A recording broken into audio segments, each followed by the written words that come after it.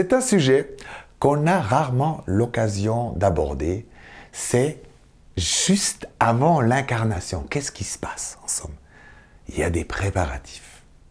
Je vais vous expliquer en quelques mots qu'est-ce qui se passe avant. En somme, contrairement à ce qu'on croit, on ne tombe pas là, hop, sur Terre, comme un météorite. Tout ça est planifié.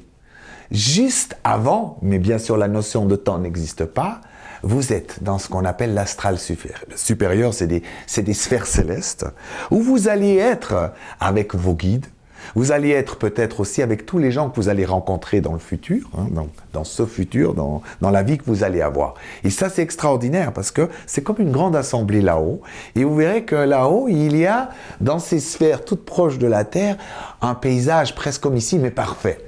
Donc vous allez pouvoir parfois vous rencontrer dans des grandes prairies, des lacs avec des reflets dorés, vous aurez vos animaux préférés, vous aurez des papillons autour de vous, des fleurs. C'est exactement comme vous avez envie, en somme.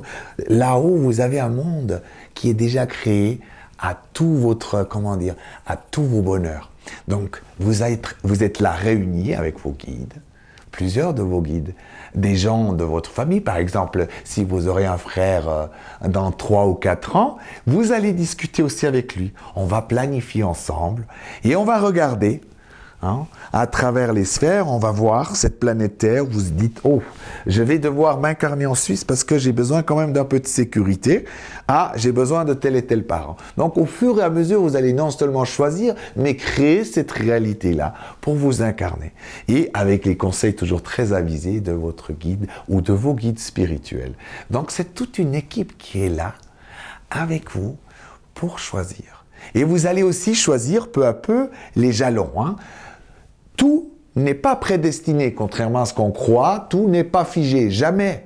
C'est juste des points de passage. Je dis par exemple, à 12 ans, j'ai envie de passer par là. Savoir ce que c'est justement d'être déprimé à un moment donné parce que je ne sais plus quoi faire dans ma vie, je ne me sens pas à ma place. Donc ce jalon, et je dis, tiens, là, j'ai envie de rencontrer tel et tel ami que j'ai eu dans une autre vie. Donc du coup, ensemble, nous allons co-créer cette réalité pour vivre un tas d'expériences. Alors, certaines fois, vous allez croiser des personnes juste pendant une semaine. Mais tout ça est planifié. Et au moment où vous avez fini on va dire, la grande planification, à un moment donné, vous allez sentir comme une vibration qui va vous aspirer. Et peu à peu, dans ce tunnel, vous allez descendre dans le plan de la matière. Et cette descente se fait rapidement et vous allez commencer à perdre peu à peu la conscience pour arriver jusque dans le ventre de votre mère. C'est miraculeux, non?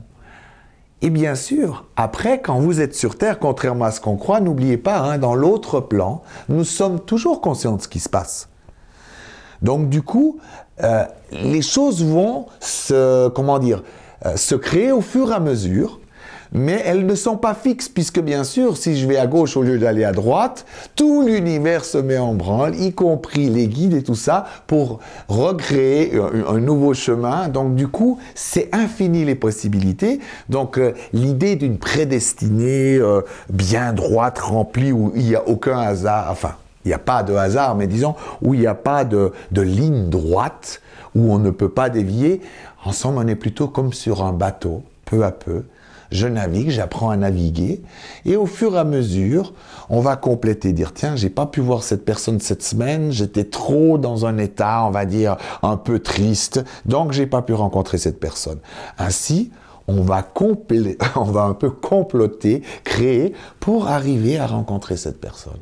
Ainsi, toute la vie est comme un feu d'artifice qui, peu à peu, va prendre comme un grand bouquet de fleurs, va s'ouvrir jusqu'à ce que vous êtes vraiment dans votre processus, dans votre direction de vie. Ce qui n'est pas toujours facile parce que nous avons des côtés avec notre ego qui n'ont pas envie de vivre.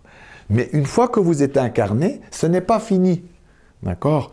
Ça ne veut pas dire que toutes les parties de vous sont incarnées. Donc c'est pour ça que la notion de temps sur Terre, on a une naissance et une mort, mais dans l'autre monde où nous sommes aussi, il n'y a pas cette transition. Donc, du coup, on est tout le temps en train de s'incarner, même là maintenant, je ne suis pas totalement incarné. Le jour où je serai incarné pleinement dans toutes les parties de moi, là, je pourrais dire je suis pleinement incarné sur Terre. Et quand nous le sommes, eh bien, je n'ai plus besoin d'exister sur Terre.